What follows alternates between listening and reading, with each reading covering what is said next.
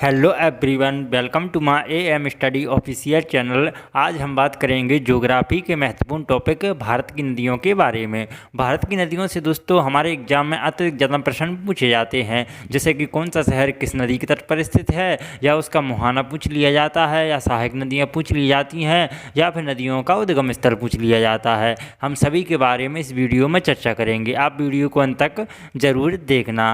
भारत की नदियों को दो भागों में बांटा गया है, हिमालय नदियां और प्रायद्वीपीय नदियां। हिमालय नदियां वे नदियां होती हैं जो कि हिमालय से निकलती हैं, और प्रायद्वीपीय नदियां वे नदियां होती हैं जो कि मध्य भारत और दक्षिण भारत में बहती हैं।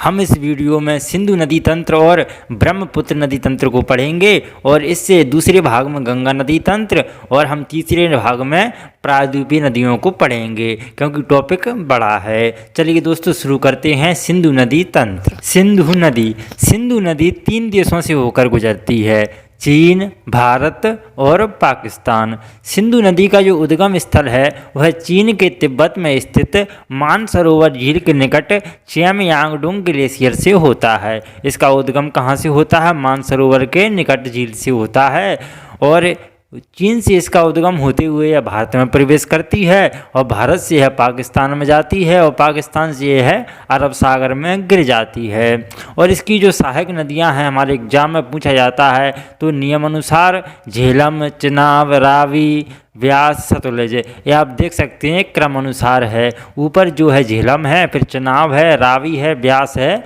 और सतलुज है। हम सभी नदियों को क्रम बाई क्रम सहायक नदियों को पढ़ेंगे। चलते हैं। एग्जाम में कई बार पूछा जा चुका है कि लेह शहर किस नदी के तट पर स्थित है। तो दोस्तों आप याद रखना, भारत का जो लेह शहर है वह सिंधु नदी के दाएं तट पर स्थित है, और दाएं से मिलने वाली जो नदियां हैं, प्रमुख नदियां, वह गिलगित, काबुल, कुर्रम, गोमल और स्वात है। चलते हैं। 1960 के दशक में पाकिस्तान को यह चिंता सताने लगी कि जो भारत से नदियां बहकर आती हैं, कहीं उनका जल भारत ना रोक दे। तो तब एक समझौता हुआ जिसे हम सिंधु जल समझौता के नाम से जानते हैं। तो चलिए दोस्तों क्या हुआ इसमें देखते हैं। 19 सितंबर 1960 को भारत के प्रधानमंत्री जवाहरलाल नेहरू और पाकिस्तान के राष्ट्रपति अयूब खान ने हस्ताक्षर किए कि ये 3 पूर्वी नदियां हैं उनका जो जल है भारत यूज करेगा, और 3 जो पश्चिमी नदियां हैं उनका जो जल है वह पाकिस्तान यूज करेगा।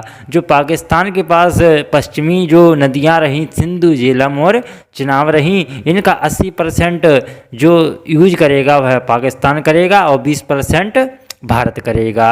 और भारत जो रावी, व्यास और सतलुज 3 नदियां हैं उनका 80% पानी भारत यूज करेगा, और 20% पानी पाकिस्तान यूज करेगा।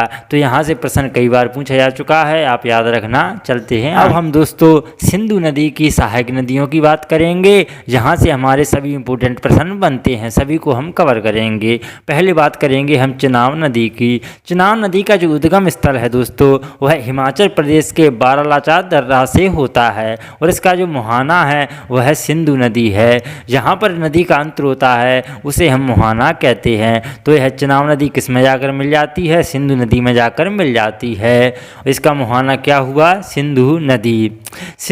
जो चिनाब नदी है सिंधु नदी की सबसे बड़ी सहायक नदी है। यह कैसी है सबसे बड़ी सहायक नदी? क्योंकि चिनाब नदी में दोस्तों झेलम, रावी, सतलुज, ये जो सहायक नदियां हैं वह सभी चिनाब में मिल जाती हैं, और चिनाब जाकर सिंधु नदी में मिल जाती है। इसलिए आप याद रखना, चिनाब नदी सिंधु नदी की सबसे बड़ी सहायक नदियां है। और इससे इम्पोर्टेंट फैक्ट क्या है? चिनाब नदी दोस्तों चंद्र और भागा नदी से मिलकर बनी है, इसलिए इसे हिमाचल प्रदेश में चंद्रभागा नदी के नाम से जाना जाता है। अब हम चलते हैं नेक्स्ट सहायक नदी पर। चिनाब नदी के बाद हम बात करेंगे झेलम नदी की। झेलम नदी का जो उद्गम स्थल है वह दोस्तों बैरीनाग झील से होता है, जो कि जम्मू कश्मीर में स्थित है। बैरीनाग झील, जिसे हम शेषनाग झील भी कहते हैं, और इसका जो मुहाना है वह चिनाब नदी है। हमने अभी आपको बताया था कि जो झेलम है, रावी है और सतलुज है, ये कहाँ पर मिलती हैं? तो चिनाब नदी में मिलती है, और चिनाब नदी सिंधु नदी में जाकर मिल जाती है। और झेलम नदी को हम वितस्ता नदी के नाम से भी जानते हैं। और एक इम्पोर्टेंट प्रश्न है जो एग्जाम में पूछा जाता है, जो श्रीनगर है दोस्तों वह झेलम नदी के तट पर स्थित है, आप याद रखना। आगे चलते हैं नेक्स्ट। झेलम नदी के बाद हम बात करेंगे रावी नदी की। रावी नदी का जो उद्गम स्थल है वह हिमाचल प्रदेश के रोहतांग दर्रा से होता है और इसका जो मुहाना है वह चनाब नदी है और इसे हम परुष्णी और इरावती नदी के नाम से भी जानते हैं। और आप याद रखना कि जो लाहौर शहर है वह रावी नदी के तट पर स्थित है, कई बार एग्जाम में पूछा जा चुका है। रावी नदी के बाद हम बात करेंगे सतलुज नदी की। सतलुज नदी का जो उद्गम स्थल है दोस्तों वह तिब्बत के मानसरोवर झील से होता है। तो जहाँ से सिंधु नदी का उद्गम होता है वहीं से सतलुज नदी का भी उद्गम होता है और सतलुज नदी का जो मुहाना है वह चनाब नदी है और इसे हम शत्रुधि नदी के नाम से भी जानते हैं। और जो भाखड़ा बांध है वह सतलुज नदी पर स्थित है, आप याद रखना। भाखड़ा बांध वेरी वेरी इंपोर्टेंट, कई बार एग्जाम में पूछा जा चुका है, तो आप याद रखना यह सतलुज नदी के तट पर स्थित है। नेक्स्ट, सतलुज नदी के बाद हम बात करेंगे ब्यास नदी की। तो ब्यास नदी का जो उद्गम होता है वह हिमाचल प्रदेश के रोहतांग दर्रा से होता है। तो जहाँ से रावी नदी का उद्गम होता है वहीं से ब्यास नदी का भी उद्गम होता है और इसका जो मुहाना है वह सतलुज नदी है। तो दोस्तों जो ब्यास नदी है वह सतलुज नदी में जाकर मिल जाती है और सतलुज नदी चनाब नदी में और चनाब जाकर सिंधु में जाकर मिल जाती है। और जो ब्यास नदी का अन्य नाम है तो बिपाशा नाम से भी हम इसे जानते हैं। और आप याद रखना जो पंजाब के हरिके क्षेत्र में सतलुज और ब्यास नदी का जो संगम होता है जहाँ पर यहीं से भारत की सबसे लंबी नहर इंदिरा गांधी नहर निकलती है। वेरी वेरी इंपॉर्टेंट, कई बार एग्जाम में पूछा जा चुका है। जो हरिके क्षेत्र में पंजाब के हरिके क्षेत्र में सतलुज और ब्यास नदी का संगम होता है यानी मिलन होता है, वहीं से भारत की सबसे लंबी नहर निकली है जिसे हम इंदिरा गांधी नहर के नाम से जानते हैं। हमने दोस्तों अभी पढ़ा सिंधु नदी तंत्र, अब हम जानेंगे ब्रह्मपुत्र नदी तंत्र के बारे में। जो चीन में स्थित मानसरोवर झील है यहाँ से दोस्तों 3 नदियों का उद्गम होता है।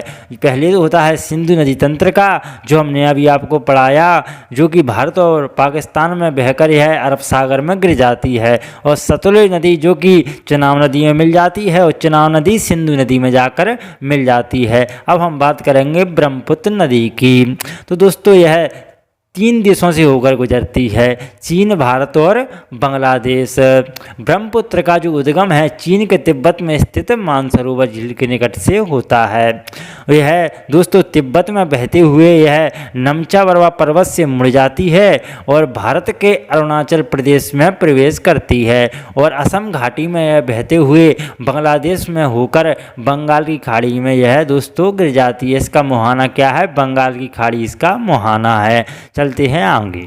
अब हम जानेंगे ब्रह्मपुत्र नदी के कुछ अन्य नाम जो कि एग्जाम में पूछे जाते हैं। तो दोस्तों यह जब तिब्बत में बहती है तब इसे हम यरलुंग जंगपो या सांगपो के नाम से जानते हैं और यह जब भारत में अरुणाचल प्रदेश में प्रवेश करती है वहाँ पर इसे हम दिहांग नदी के नाम से जानते हैं और अरुणाचल प्रदेश में बहकर यह असम में जाती है तब इसे हम ब्रह्मपुत्र नदी कहते हैं और असम के बाद यह बांग्लादेश में प्रवेश करती है और बांग्लादेश में इसे हम जमुना के नाम से जानते हैं और बांग्लादेश के बाद यह बंगाल की खाड़ी में गिर जाती है। चलते हैं अब हम बात करते हैं ब्रह्मपुत्र नदी की सहायक नदियां।